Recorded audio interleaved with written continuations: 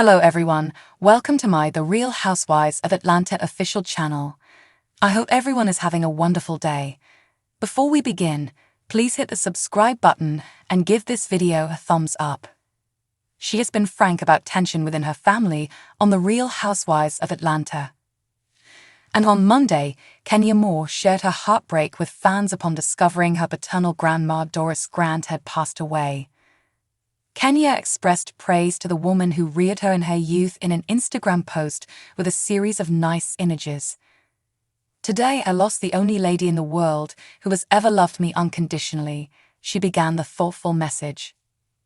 "My grandma who reared me from 3 days old passed away," she continued. Kenya was given up by her mother Patricia 3 days after birth. On an episode of RHOA, Kenya's father Ronald said Patricia gave up their daughter so Patricia could keep a relationship with her own father. Moore, 46, concluded her statement by calling Doris her best friend. She finally lost her battle with Alzheimer's disease, yet her heart and soul never abandoned her. One of the images in the series featured Moore as she was crowned Miss USA in 1993 with her father and grandmother by her side.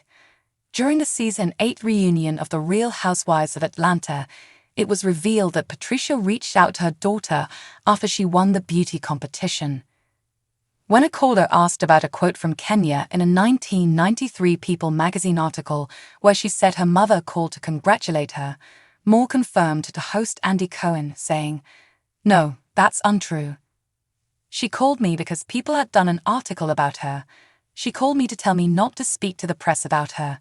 She did not call to congratulate me." Moore has subsequently found personal bliss, getting married in a surprise wedding on June 10 to businessman Mark Daly.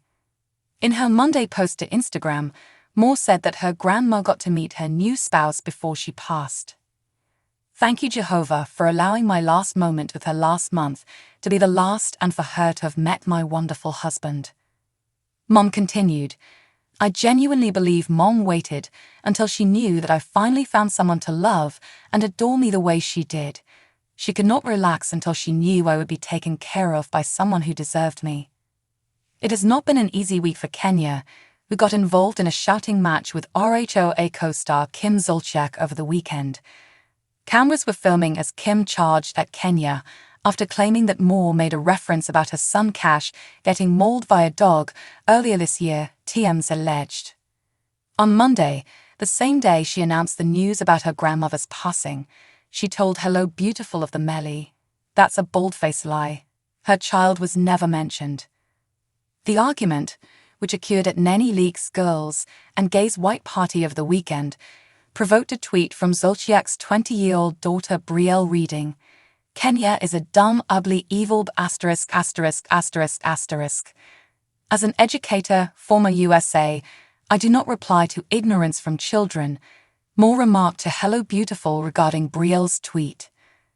Kenya Moore broke down with tears as she addressed her father over the grief he caused her when he refused to communicate to her throughout her adolescent years. Kenya and Dad Ronald were both left in tears following a heart-to-heart about how the reality TV star ran away from home when she was just 12, and her dad refused to talk to her for 5 years. And the Real Housewives of Atlanta actress claimed that despite their tumultuous connection, her father is one of the only members of her family she still speaks to, blaming the dysfunctional relationship of her family on her failure to find a partner. Kenya invited Ronald to visit her in her new home in Atlanta as the first step in trying to reunite with the rest of her family, with a trailer for next week's show suggesting a dramatic attempt to confront her mother.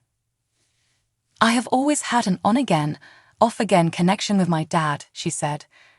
"We don't necessarily see eye to eye, but he's one of the few family members I'm still in touch with."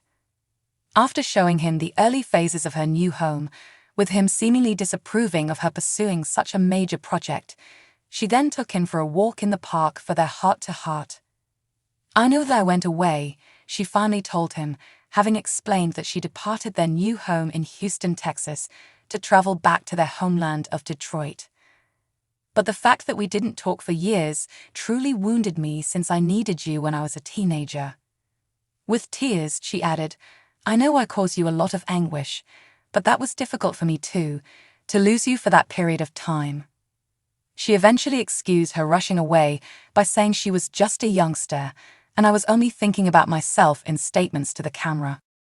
"I didn't like the area, I didn't like any of the people, and I didn't enjoy my school. So I ran away, all the way back to Detroit," she added. But her dad soon had tears of his own as he described how terribly her departing had affected him too. "You talking about pain, you cannot understand such pain," he said her. "I felt like a man who failed," explaining that he believed he finally got all my kids and we were going to come up together as a tree, adding, "When you decided that, hey man, Texas ain't it, was like, hey man, I don't want my dad. He ain't made it good enough. He's not good enough." With more sobs he added, "Well, don't nobody wanna be told they not good enough." "I never knew that going away ruined my dad's desire of having his family together," Kenya insisted afterward. "I just never knew how hurt my father really was." When Ronald argued that all parents want the best for their kids, Kenya insisted, "Well, you do know a parent like that. That parent is my mother." "Oh my God," Ronald said, "I'm not going to let what she do influence me. We do the best we can with the cards are dealt." Kenya maintained it had been very cathartic to have a full-on chat with my dad, adding, "I truly wish I could have the same kind of conversation with my mother." She then urged him to help her with a family reunion back in Detroit, with him insisting, "I'm not going back there. I just ain't going. It's quite painful." But the trailer for next week's episode showed him in a bus with other episodes as Kenya startled them by coming at her mother's home, jumping out of the bus and trying to confront her. Earlier, she had acknowledged that a main reason she wanted to patch the wound with her family is because she feels it is harming her prospects of finding a partner. "Some of the troubles I have with males stem from the problematic relationship that I have with my family," she insisted. "I can't keep dating and failing anymore. It's just too cruel. But I've got to be healthy first and deal with my family, which truly means opening up 4 decades of pain." Elsewhere on the show, Candy Burris finally got to confront Portia Williams over her belief that a friend had taken sides with Phaedra Parks and bad-mouthed her regarding the Jews' feud. Portia had initially sought to discuss the problem with Candy at Cynthia Bailey's glossy customer appreciation event for her line of sunglasses, but soon walked out in a rage when Candy would only talk to her surrounded by her pals. They ultimately consented to lunch, with Candy hesitantly and apprehensively accepting her friend's apologies, reluctant at first to believe Phaedra's pity party that losing her spouse to jail was a reason for her failing to pay Candy's husband money she owed him. "I feel like both of you are full of ****. You are believing the mother ****ing hype," Nandi had screamed at Portia, alleging Phaedra didn't even like jailed husband Apollo. "I've been divorced now about 3 years, and I could not stand my husband," Portia stated. "When we let it go, still didn't like his ass, but did it pain me? Take me to a very, very awful place. Did I still need my pals to support me?